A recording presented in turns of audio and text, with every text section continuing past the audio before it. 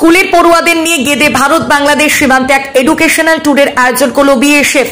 গেদে সীমান্তে বিএসএফ এর 32 নম্বর ব্যাটালিয়নের উদ্যোগে আয়োজিত এই এডুকেশনাল ট্যুরে অংশগ্রহণ করেন কৃষ্ণনগর হাই স্কুলে প্রায় 100 জন পড়ুয়া ও তাদের শিক্ষক শিক্ষিকারা।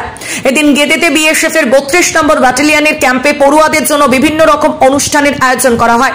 বিএসএফ এর দাবি এই ধরনের অনুষ্ঠান এর আগেও করা হয়েছে এবং পরবর্তী দিনেও করা হবে।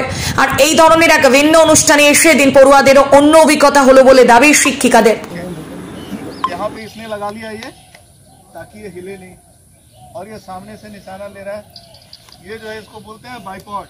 इससे लगाने से क्या होता है, वेपन हिलता नहीं।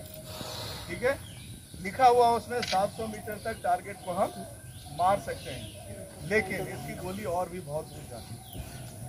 ये 4200 मीटर तक जाएगी ऐसे। ठीक, ये बहुत इफेक्टिव वेपन है। ठीक है, डाउन खड़े हो जाओ।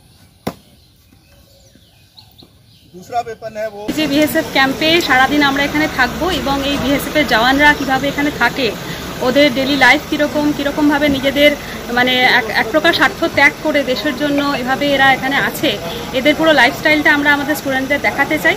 আর তাছাড়া এরা বিভিন্ন রকম ওয়েপেন্স রেখেছে, ডগ শো রেখেছে আমাদের স্টুডেন্টদের দেখানোর জন্য। আমরা কৃষ্ণনগর হাই স্কুলের তরফ থেকে প্রায় 100 জন স্টুডেন্ট নিয়ে এখানে এসেছি। আমাদের টিচার্সরাও এখানে আছে। আমরা সারাদিন এখানে কাটাবো এবং এদেরকে খুব কাছ থেকে। কোন স্কুল এবং কতজন স্টুডেন্ট এসেছেন? কৃষ্ণনগর হাই স্কুল থেকে আমরা এসেছি আর 100 জন স্টুডেন্ট নিয়ে এসেছি।